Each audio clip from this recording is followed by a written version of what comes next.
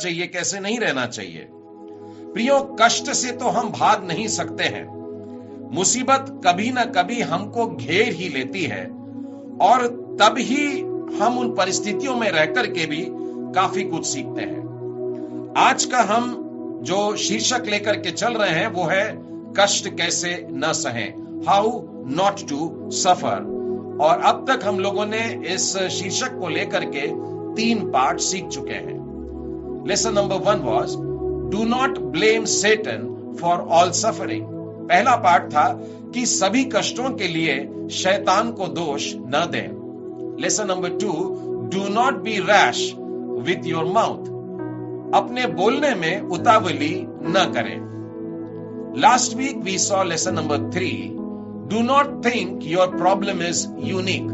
पिछले सप्ताह हम लोगों ने तीसरा पार्ट सीखा, यह न समझें कि आपकी समस्या दूसरों से एकदम भिन्न है। Today we are moving towards lesson number 4। आज हम चौथे पार्ट की ओर बढ़ते हैं, हाउ नॉट टू सफर, कष्ट कैसे न सहें। Lesson number 4, do not get irritated with people. चौथा पार्ट, लोगों के बर्ताव से चिढ़ न जाएं। मैं इसे फिर कहता हूं, हाउ नॉट टू सफर, कष्ट कैसे न सहें। Do not get irritated with people, लोगों के बर्ताव से चिढ़ न जाएं। प्रियो, जब हम अपने जीवन में पीड़ाओं से गुजरते हैं तो सबसे ज्यादा तकलीफ हमें इस बात की होती है कि जो लोग हमारे इर्द गिर्द हैं, हमारी परिस्थिति में वे हमारे प्रति उदासीनता दिखाते हैं। हमने समझा था कि वे आकर हम पर हाथ रखेंगे, मरहम पट्टी करेंगे, लेकिन दूर से खड़े होकर के वे हमारी दशा पे हंसते हैं। इससे ज्यादा परेशानी हो जाती है। मैं आपको उदाहरण के लिए अय्यूब की पुस्तक में ले चलता हूं और उसके 19वें अध्याय में देखिए क्या लिखा है। 13वें वचन से 19वें वचन तक बताऊंगा। काफी लंबा भाग है लेकिन बहुत जरूरी है, इसे ध्यान से सुनिएगा। उसने मेरे भाइयों को मुझसे दूर किया है और जो मेरी जान पहचान के थे वे बिल्कुल अनजान हो गए। मेरे कुटुंबी मुझे छोड़कर चले गए और मेरे परम मित्र मुझे भूल गए। जो मेरे घर में रहा करते थे वे वरन मेरी दासियां भी मुझे अनजाना गिनने लगी। उनकी दृष्टि में मैं परदेसी हो गया। जब मैं अपने दास को बुलाता हूं तब वो नहीं बोलता, मुझे उससे गिड़गिड़ाना पड़ता है। मेरी श्वास मेरी स्त्री को और मेरी गंध मेरे भाइयों की दृष्टि में घिनौनी जान पड़ती है। लड़के भी मुझे तुच्छ जानते हैं और जब मैं उठने लगता हूं तब वे मेरे विरुद्ध बोलते हैं। मेरे सब परम मित्र मुझसे द्वेष रखते हैं और जिनसे मैंने प्रेम किया वे पलटकर मेरे विरोधी हो गए। अय्यूब जितनों को गिन सकता था, हम देखते हैं इस शास्त्र में भाग में कि वो सबके बारे में कह रहा है। मेरे भाइयों ने छोड़ दिया, मेरे जान पहचान वालों ने छोड़ दिया, कुटुंबों ने छोड़ दिया, परम मित्रों ने छोड़ दिया, घर में रहने वालों ने छोड़ दिया, दासियों ने छोड़ दिया, दास ने छोड़ दिया। यहां तक कि लिखा है मेरी पत्नी ने मुझको छोड़ दिया, मेरे भाइयों ने मुझको छोड़ दिया, लड़कों ने मुझको छोड़ दिया। सब छोड़ करके मुझको अकेला इस दुर्दशा में छोड़कर चले गए। प्रियो, बिल्कुल ऐसा ही अनुभव राजा दाऊद के भी थे। मैं आपको भजन संहिता की पुस्तक में से कुछ शास्त्र भाग बता रहा हूं। भजन संहिता 38 और उसके 11वें वचन में देखिए लिखा है, मेरे मित्र और मेरे संगी मेरी विपत्ति में अलग हो गए और मेरे कुटुंबी भी दूर जा खड़े हुए। मेरी विपत्ति में, मैं जब संकट से जा रहा हूं, मैं जब कष्ट भोग रहा हूं, उस समय जिनसे उम्मीद थी वही लोग मुझको छोड़ करके चले जाते हैं।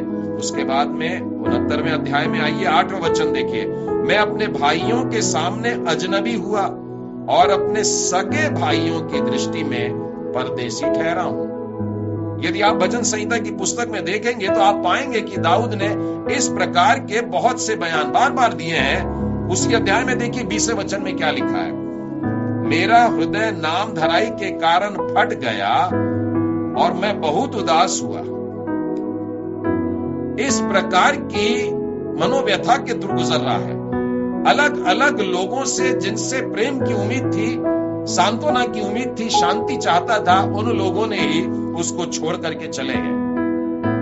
प्रियो, शायद आप में से किसी के मन में यह प्रश्न उठ रहा होगा कि अय्यूब ने जो दुख में से गुजर रहा था, उसने ऐसा क्यों कहा कि मेरे को सबने छोड़ दिया, जबकि बाइबल बताती है कि उसके मित्र उसके पास में बैठे थे। आइए उस ओर भी नजर करते हैं कि क्या अय्यूब के पास उसके मित्र नहीं थे? जरूर थे, परंतु वे कर क्या रहे थे? अय्यूब की पुस्तक के 13वें अध्याय में आइए और उसका 4था वचन पढ़ता हूं। परंतु तुम लोग झूठी बात के गढ़ने वाले हो, तुम सबके सब निकम्मे वैद्य हो। ऐसे उपचार करने की कोशिश कर रहे हो जो कुछ चलने नहीं वाला है। उसके बाद में अय्यूब की पुस्तक के 16वें अध्याय में आइए और उसका 2रा वचन, ऐसी बहुत सी बातें मैं सुन चुका हूं, तुम सब के सब निकम्मे शांति दाता हो। अपने दोस्तों से इस प्रकार से कहता है। उसी प्रकार से अय्यूब के 21वें अध्याय में आइए, उसके 34वें वचन में लिखा है, तुम्हारे उत्तरों में तो झूठ ही पाया जाता है, इसलिए तुम क्यों मुझे व्यर्थ शांति देते हो। उसके मित्र जो उसको घेर करके उसके दुख में बैठे थे, अय्यूब उनके लिए ऐसे शब्द बताता है कि तुम बेकार चिकित्सक हो, तुम दुख देने वाले साबित हो रहे हो, तुम खोखले सलाहकार हो। उससे अय्यूब को मदद नहीं मिल रही थी, बल्कि उसकी पीड़ा बढ़ रही थी। इसीलिए उसने इस प्रकार से कहा है कि सबने उसको छोड़ दिया। प्रियो, संकट के समय वो हमारे भाई बहन, हमारे रिश्तेदार, हमारे मित्र ही होते हैं जो हमारे समर्थन में खड़े होने के लिए होते हैं। बाइबल हमसे नीति वचन की पुस्तक और उसके 17वें अध्याय के 17वें वचन में कहती है, मित्र सब समयों में प्रेम रखता है और विपत्ति के दिन भाई बन जाता है। संकट में अगर मैं पड़ गया तो मेरे दोस्त आकर के ऐसा बर्ताव करते हैं कि मानो वो मेरे भाई हो। ऐसा नीति वचन 17:17 में लिखा है। परंतु आपको जानकर के आश्चर्य होगा कि कई बार स्वयं परमेश्वर हमारे प्रियजनों को, हमारे लोगों को, हमारे रिश्तेदारों को, यहां तक कि हमारे परिवार वालों को भी हमसे हमारी कष्ट की अवस्था में दूर कर देता है। अय्यूब की पुस्तक में देखिए 19वें अध्याय का जो 13वां वचन लिखा है, वो कह रहा है, उसने मेरे भाइयों को मुझसे दूर किया। परमेश्वर ने मेरे भाइयों को मुझसे दूर कर दिया। अय्यूब के साथ साथ देखिए भजनकार भी यही कहता है, भजन संहिता 88 में और उसके 8वें वचन में लिखा है, तूने मेरे पहचान वालों को मुझसे दूर कर दिया। परमेश्वर से कह रहा है कि मेरे पहचान वाले जो चले गए वो तेरे कारण गए, तूने उनको दूर किया है। उसी अध्याय के 18वें वचन में देखिए, तूने मित्र और भाई बंधु दोनों को मुझसे दूर कर दिया है। इन लोगों ने अपने जीवन में इस बात का अनुभव किया कि परमेश्वर ने सहायता करने वालों को या शांति देने वालों को दूर कर दिया है। आपको प्रिय बताना चाहूंगा कि परमेश्वर का इसके पीछे क्या उद्देश्य है कि जिनसे हमको मदद मिल सकती थी, जो हमारी मरम पट्टी कर सकते थे, जो हमारी सहायता कर सकते थे, जो हमारे को सहानुभूति दे सकते थे, जो शांति दे सकते थे, ऐसे लोगों को दूर किया। ऐसे लोगों को परमेश्वर हमसे दूर क्यों करता है जब सबसे ज्यादा हमको उनकी जरूरत महसूस होती है? परमेश्वर हमारी आत्मिक मांसपेशियों को मजबूत करना चाहता है। परमेश्वर ये नहीं चाहता है कि हम लोगों के द्वारा सब कुछ मिल जाए, मानो मुंह में निवाला आ जाए। हमें मेहनत करनी होगी, हमें उस समस्या से, हमें उस संकट में, हमें उस कष्ट में अकेले आगे निकलना होगा। मैं नीति वचन के 24वें अध्याय से आपको बताना चाहता हूं। उसके 10वें वचन में देखिए लिखा है, यदि तू विपत्ति के समय साहस छोड़ दे तो तेरी शक्ति बहुत कम है।